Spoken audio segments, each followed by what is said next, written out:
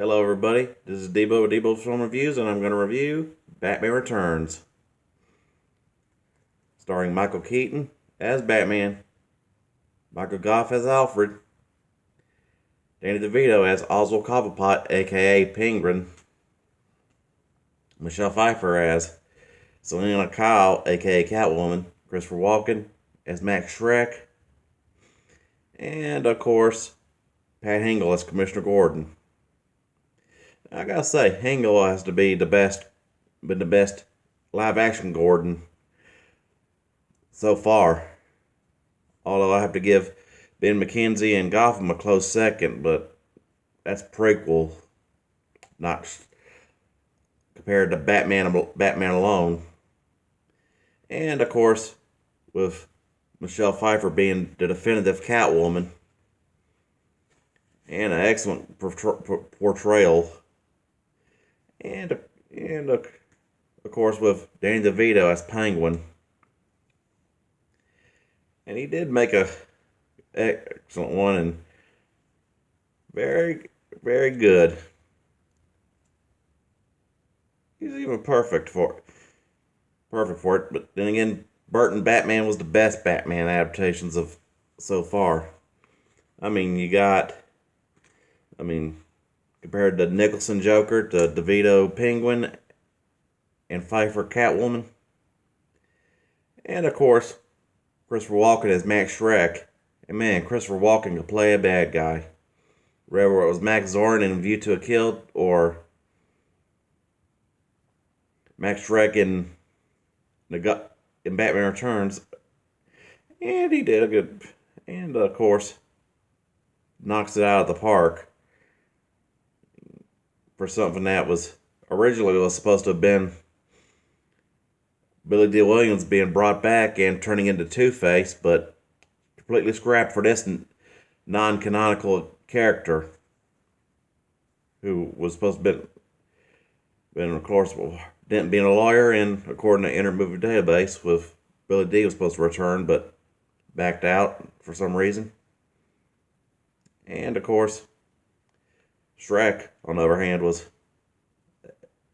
Walken was knocked out of the park being a completely original character, which kind of explains at the end that he wasn't. If they had gone with Williams as Dent instead of Walken as Shrek,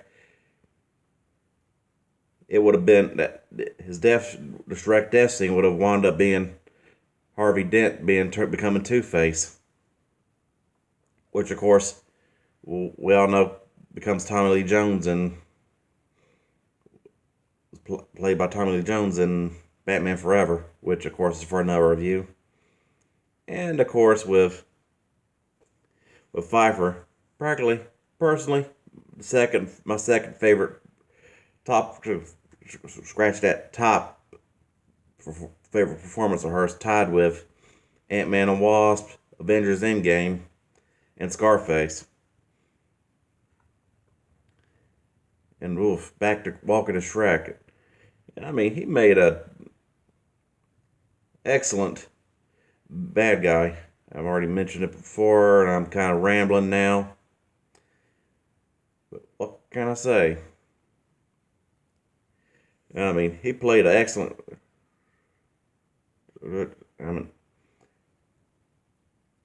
Of how it went from trying to be all Mr. Nice Guy and try to be Mr. Charity and all to Gotham, but he's just as corrupt as the silly penguins in his sewer mafia. And and I should just mention all that scene in the final act with a mind control penguins. And I'm just like, for a guy in a sewer lair, he could knows how.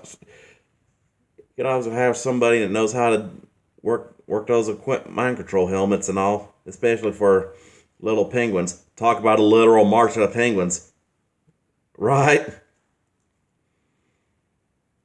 And of course, it ain't penguin without the trademark hat and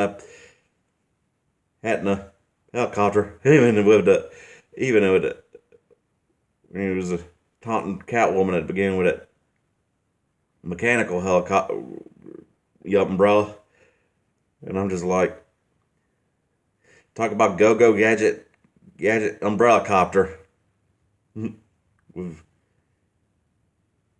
of course, with an excellent transition of Selena Kyle going from mild-mannered secretary to the Catwoman. Although, surprisingly, that was kind of like a cheesy origin with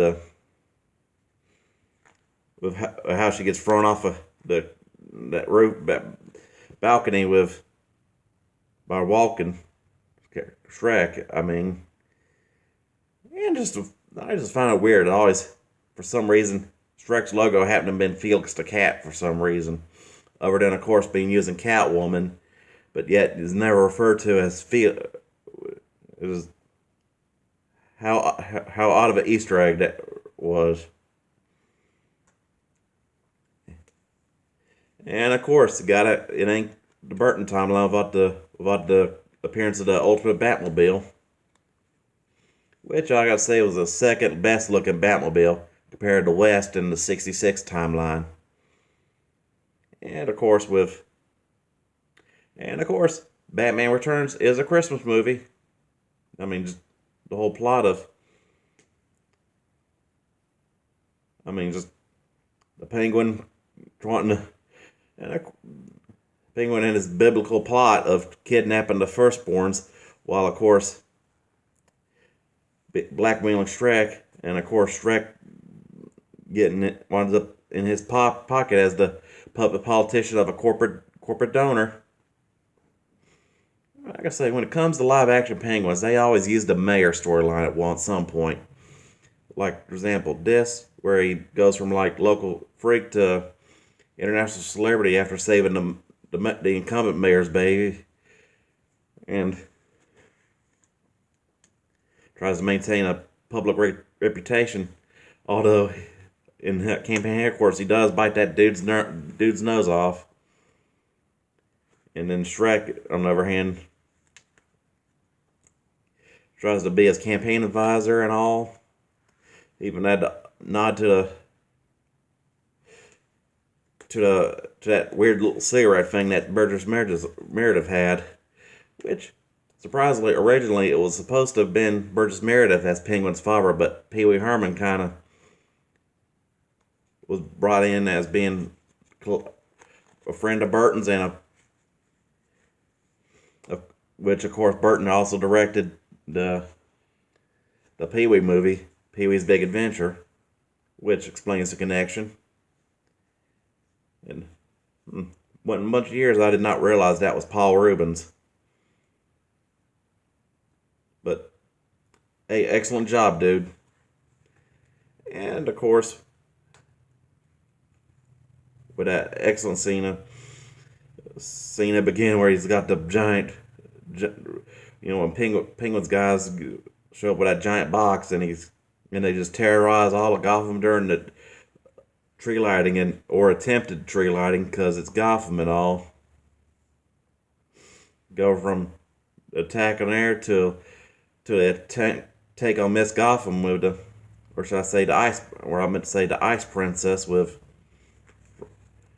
after Penguin and Catwoman framed Batman for her murder, which of course leads to the epic chase and just the whole, and of course with a remote control hijacked, which kind of like an Easter excellent nod, given how in Batman animated series there was an episode where Penguin did sabotage a Batmobile. And of course, back to the mayor line. I swear all three live action Penguins has used the mayor storyline. Burgess Meredith did a 2-part episode. Of course, Batman Returns. And of course, Gotham with Robert Lord Taylor's Penguin, I meant to say. Become a mayor for a season. Which of course was the next, back to say, excellent storyline.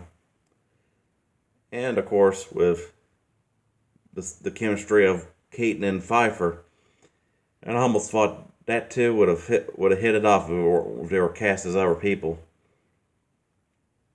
I mean, Pfeiffer is, but I can't really knock because she did an excellent portrayal as Catwoman, and practically the best so far. But again, with live action and like in the comic book, Batman and Catwoman hook up, and of course, Birds of Prey, the WB series, which was supposed to be canon to this timeline, and which of course exposes Huntress as his daughter, as the Bat and Cat's daughter. I mean, but I gotta give it to Keaton. He actually did, I say, the best live action Batman so far. Bale did a good job, close second, but Keaton's the OG. And of course, that was excellent soundtrack too, especially at that cotillion thing, and where they're doing like that instrumental version of Super Freak, and then Susie and the Banshees version of, say Face to Face. I'm not real familiar with that band, but can't really knock them because I heard a lot of good songs, some good songs, but not too familiar with them personally. And of course, I've already mentioned Danny DeVito as an excellent Penguin. Talk about very unexpected of him being but excellent and original of the sewer Penguin, and or I should have just mentioned earlier, the sewer mafia, which of course with surprising to not to do to a circus theme gangsters and not use Joker, which of course in the Burton timeline of course died in the first Batman. And of course the little old scene when Joker's mayoral campaign gets blown after Batman, and Bruce Wayne records that speech, and he goes, "And I played the stinking city like a hawk from hell," or should I say, "Heart from Hell." I always get those two mixed up for some reason. And talk about how cliche it is. There's always got to have some. There's always rotting fruit at political speeches in case a politician or somebody gaffes and can't redeem himself.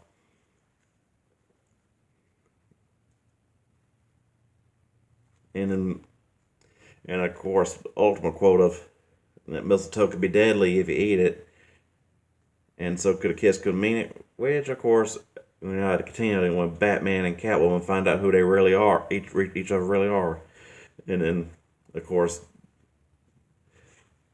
a trip to the ultimate showdown at Penguin's lair.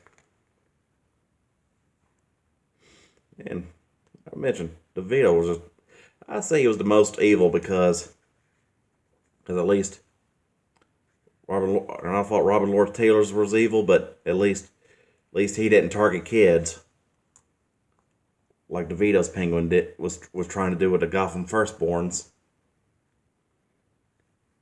And of course, how epic that fight was, and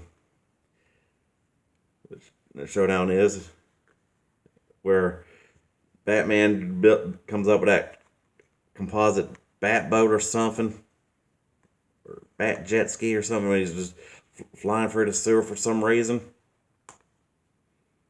Then signal jams those, while trying to signal jam those MK Ultra penguins.